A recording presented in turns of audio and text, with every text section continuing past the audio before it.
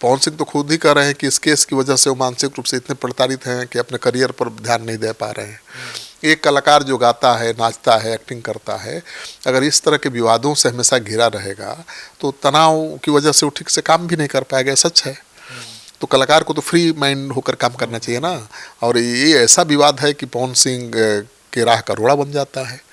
और पवन सिंह राज्यसभा भी जाने वाले थे, लेकिन इसी विवाद की वजह से वो राज्यसभा भी नहीं जा पाए।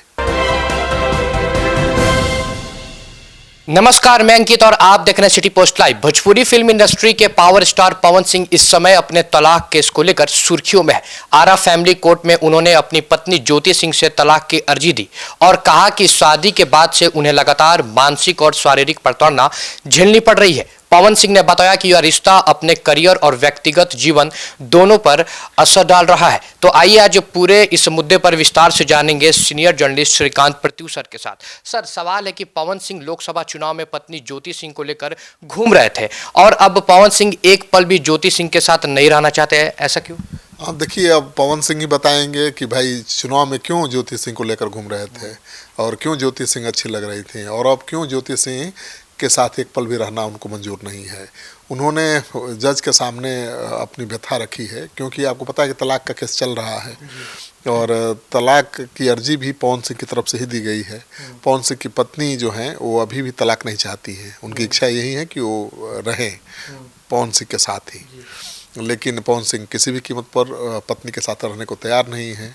उनका कहना है कि उनका शारीरिक मानसिक प्रताड़ना दे रही है, उनको बहुत बदनाम किया। उनका कहना है कि पत्नी का धर्म होता है परिवार को जोड़ कर रखना, उन्होंने परिवार से उनको अलग करने की कोशिश की। तो ढेर सारे आरोप लगा रहे हैं।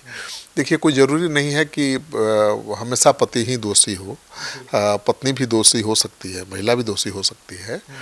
तो इसीलिए जज साहब को तो सबको सुननी है, दोनों पक्ष सुनेंगे तभी कोई फैसला दे पाएंगे। बुधवार को दोनों को बुलाया गया था समझौता के लिए, क्योंकि कोर्ट चाहता है कि दोनों मिल जाए, आपस में साथ रहें। लेकिन पवन सिंह ने साफ कर दिया कि वो किसी भी कीमत पर रहना नहीं चाहते हैं।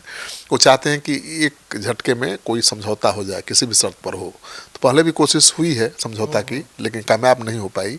इस बार पवन सिंह तो आए जज के सामने, अपनी व्यथा रखी और बता दी कि साथ में ही रहना चाहते हैं, लेकिन ज्योति सिंह नहीं आई और उनका फ़ोन भी ऑफ था, उनके पिता से भी संपर्क नहीं हो पाया।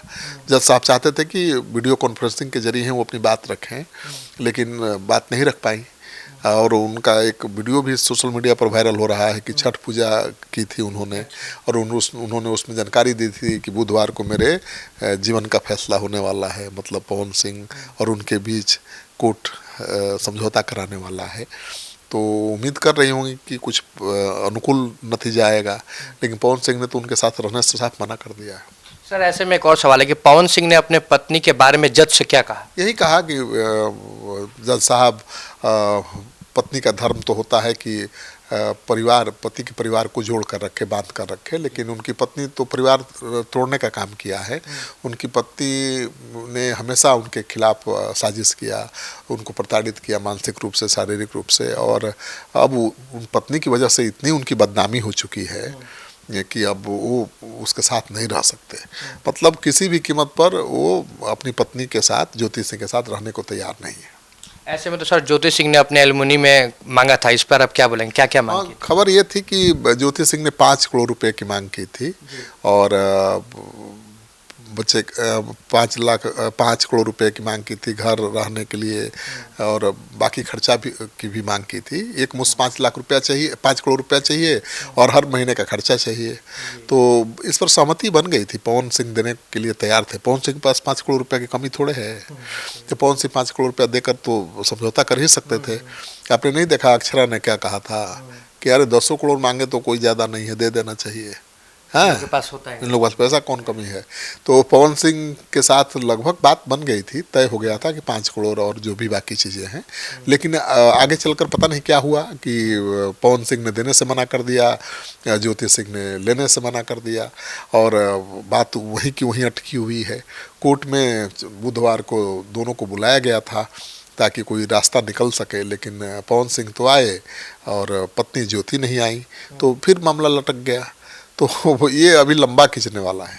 तो तो अब कोर्ट का फैसला कब होगा सर, और अभी और भी ट्रायल होने वाला है इस पर क्या? देखिए, कोर्ट एक बार कोशिश करेगा कि पति पत्नी दोनों को बिठाकर उनको पहले तो मनाने के लिए तैयार करे, मनाए कि साथ रहिए, क्योंकि आमतौर पर कोर्ट चाहता है कि भाई 6 महीना आप साथ रहिए और उसके बाद फिर फैसला लीजिएगा। तो पवन सिंह तो साफ कह चुके हैं कि 6 महीना का एक पल रहना नहीं चाहते हैं, क्योंकि अच्छा, पवन सिंह की बदनामी केवल ज्योति के कारण हुई है ऐसी भी बात नहीं है। पवन सिंह तो पी करके ऐसे भी ड्रामा करते रहते हैं और ऐसे कारनामे करते रहते हैं वीडियो वायरल होते रहते हैं, जिससे उनकी बदनामी होती है। किसी महिला के साथ दिख जाना और फिर किसी नेत्री के गलत जगह पर हाथ लगा देना, नेत्री के साथ छेड़खानी करना, कई केस उनके खिलाफ चल रहे हैं। भाई, महिला आयोग में केस चल रहा है और महिला आयोग ने तो कहा था, हरियाणा की जो एक्ट्रेस थी उसके बारे में कहा था कि उसको तो तमाचा मारना चाहिए था पवन सिंह को। तो पवन सिंह तो अपनी हरकतों से ही हमेशा विवादों में रहते हैं। तो ज्योति की वजह से उनकी बदनामी हुई है, मैं तो नहीं मानता हूँ, चाहे कोई नहीं मानेगा, क्योंकि ज्योति सिंह की बदनामी इस तरह की तो नहीं है कि पवन सिंह को छोड़कर किसी दूसरे के साथ वो घूम रही हैं या उनका कोई अफेयर है, ऐसा तो कोई खबर सामने नहीं आई है। लेकिन पवन सिंह तो अक्सर एक नई लड़की के साथ दिखते हैं और कुछ ऐसी हरकतें करते हैं जिसको लेकर सवाल भी उठते हैं।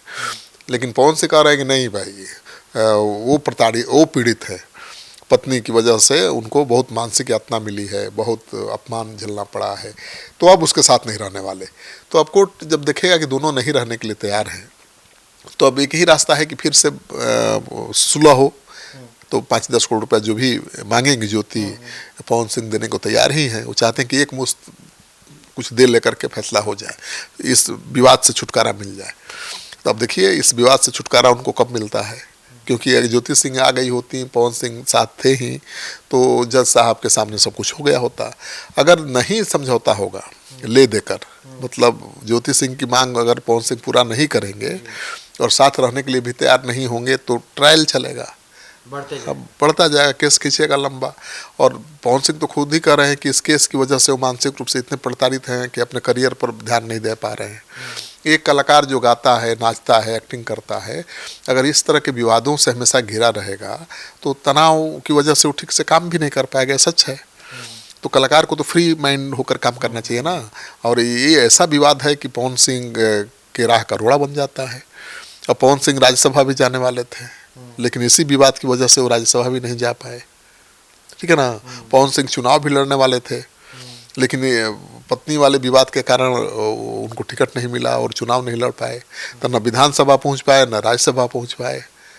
तो मुश्किल उनकी तो बढ़ी हुई है ज्योति सिंह की वजह से। तो मुझे लगता है कि पवन सिंह अब कोई ना कोई कोशिश करेंगे कि कोई भी एक मुश्त कीमत देके उस विवाद से छुटकारा पाएँ, ताकि उनका राजनीतिक भविष्य जो अभी दिखाई दे रहा है थोड़ा बहुत, वो संवर सके, आगे बढ़ सके। तो जैसा कि सुना आपने इस पूरे डिबेट को लेकर, आपकी क्या राय है, कमेंट में अपनी राय हमारे साथ जरूर साझा करें और ऐसे ही तमाम बड़े अपडेट्स के लिए बने रहें हमारे चैनल सिटी पोस्ट लाइव के साथ। धन्यवाद।